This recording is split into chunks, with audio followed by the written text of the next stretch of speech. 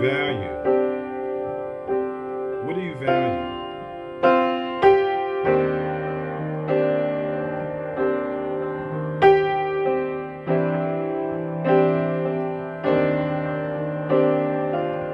Whatever you value, you show it with your resources.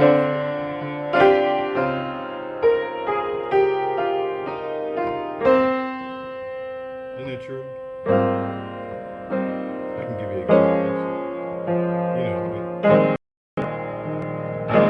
You know where you spend your money.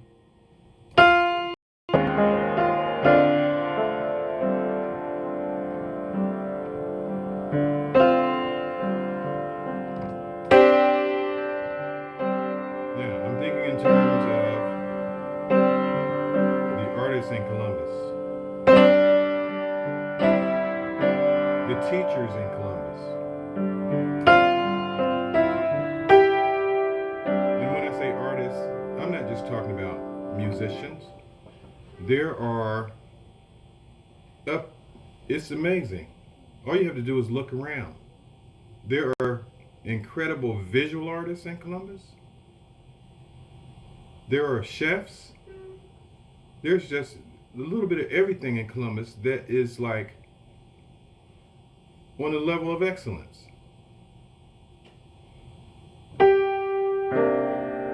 And when you're a musician or a visual artist, you may work a 9 to 5 because you have to, but if you're able to get enough support to just do your art, then you're going to be working. I mean, an artist, doesn't just work 8 hours a day.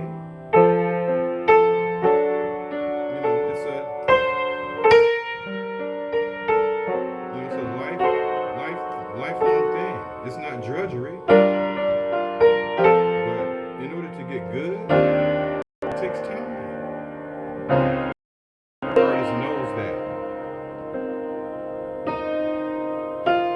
To become creative takes a time commitment.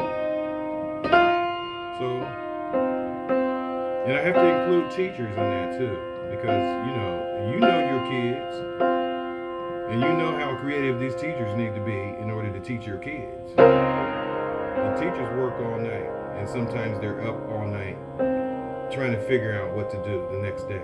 A teacher's job doesn't end at the end of the day like a 9 to 5. I mean, they could do it that way. And I'm sure some do. And there's nothing wrong with that. I mean, you get paid for the hours you work. But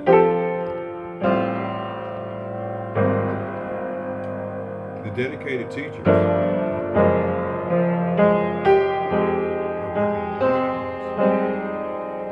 And it's not about the money either. You know it's not about the money because we're not giving them, we're not paying them very much.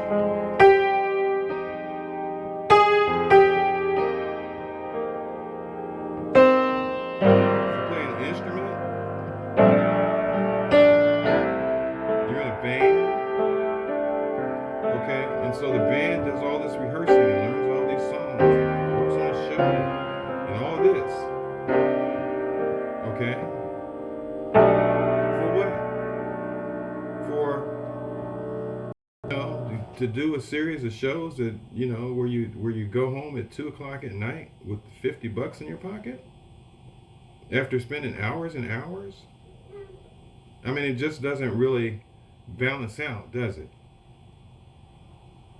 I mean, the pot ought to be a little bit bigger than that. If the pot's not bigger than that, then there ought to be all the tips that the waitress gets.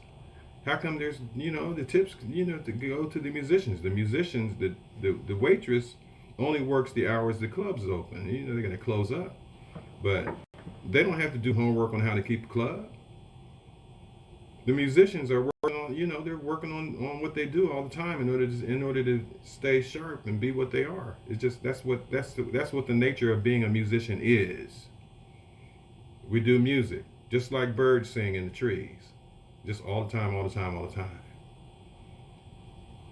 And that ought to be supported, because a musician that does this all the time thing, if they're not going to make that all the time money, and they still have to, drive a hoopty, and, you know, they're going to leave town. And that's what they do. But if they found this, if the support was here, the strength of the music would be here as well, in every style. The strength of all everything, the visual arts, whatever art field, they're not being drawn to Columbus. I mean, nobody from the outside like they are from to the big cities. I'm going to L.A. I'm going to New York. I'm going to Chicago. Okay. If I'm working hard and then there's nowhere in town where that's gonna pay me and expect me to do everything free, there's a value to it, and it's not about we hungry for money. It's not like that. I don't know why people think like that. Just because we mention money and there's a ticket price and all those kinds of things. It's not money hungry. It's basically musicians have lives and families too. And just because they're musicians doesn't mean, they're a bunch of drug addicts. Some of them turn into drug addicts because, they don't. There's no solid thing that says this is a real profession to be in Columbus, Ohio. Unless you're like in the Columbus Symphony, a jazz arts group. There's a plethora of, so many other musical things that happen other than the big organized things, the giant organized things. There's some small organized things that are pretty high. I'm working with a Eric Avalon, and I think it's like maybe a 10-piece group. We got a horn section, and a couple of keyboard players. And, it's a Marvin Gaye Motown tribute band, and the band does pretty good when we're out there performing. Okay, but it takes digging. It takes work. It takes, bling. You got to have some kind of bling in order to convince people that this that you're presenting something that's just like New York. I mean, why can't it just be just like Columbus? If you support, if I'm feeling like the city is going to support me and help me to stand as a musician, then I'm going to want to do music in a respectable way, and that's what it's about. The kids growing up, I've been teaching for 40 years, and if you train a kid and the kid wants to be a professional musician, he's going to run into the same stuff that we're running into. So I don't know. Maybe it's just me, but I just believe that Columbus can do this, and Columbus can turn things around by supporting the arts. Supporting the arts in Columbus. If you're supporting the arts in Columbus, you're making Columbus strong in all arenas, most arenas. Okay, I'm Roger. Thank you.